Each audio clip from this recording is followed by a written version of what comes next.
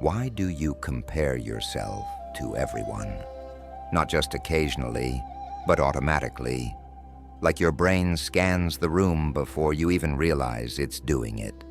You see someone your age who's more successful, more confident, more disciplined, more attractive, and within seconds you feel smaller.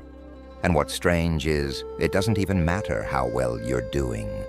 You could be progressing, improving, building something meaningful, and yet one scroll on your phone or one conversation with the high achiever in the room, and suddenly you feel like you're falling behind.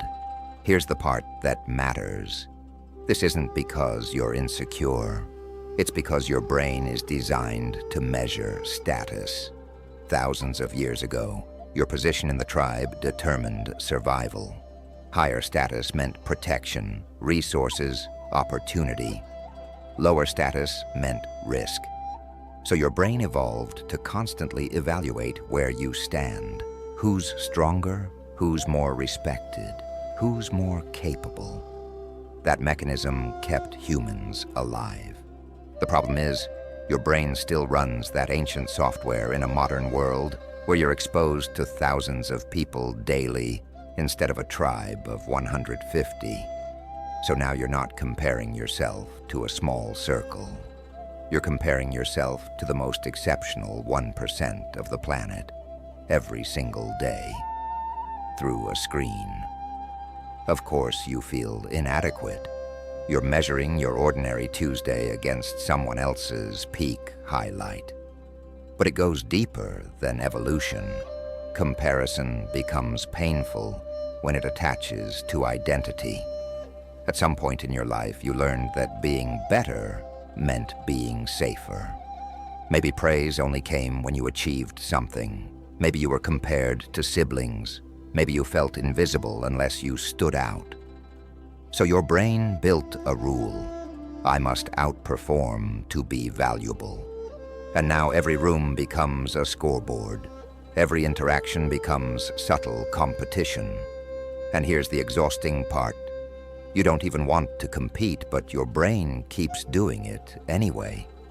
That's because comparison isn't conscious. It's automatic pattern recognition. Your mind scans for differences. Differences turn into rankings. Rankings turn into emotional reactions. And if you don't interrupt that cycle, it runs you. Now here's something most people won't admit. Sometimes comparison feels motivating. You see someone ahead and it pushes you. But there's a fine line between inspiration and erosion. Inspiration says, if they can, maybe I can. Erosion says, if they can, why can't I? One builds energy, the other drains it. And the difference isn't effort, it's interpretation.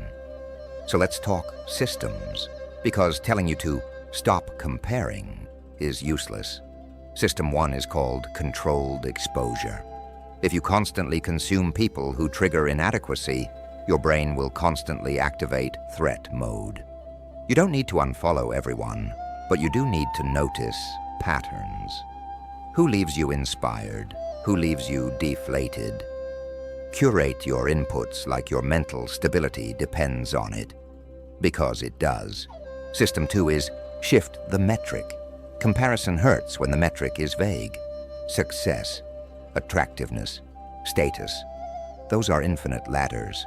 Instead, define measurable personal metrics. Did I improve 1% this week? Did I keep a promise to myself today? Did I move forward in a skill that matters to me? When the scoreboard becomes internal, external noise weakens. System 3 is convert comparison into data. Instead of saying, they're better than me, ask, what specifically are they doing that I'm not? Remove the emotion, extract the behavior. If someone is fitter, what habits are visible? If someone is confident, what patterns do they display? Turn envy into instruction. That alone shifts you from powerless to proactive. Now here's the subtle truth that changes everything. Comparison intensifies when you lack clarity. When you don't know your direction, every direction looks better. When you don't know your values, every value looks superior. Clarity reduces comparison because you're no longer trying to win every race. You're running your race. And yes, that sounds cliché, but neurologically, it's accurate. The brain relaxes when the path is defined. So if comparison feels constant, it may not be insecurity. It may be misalignment.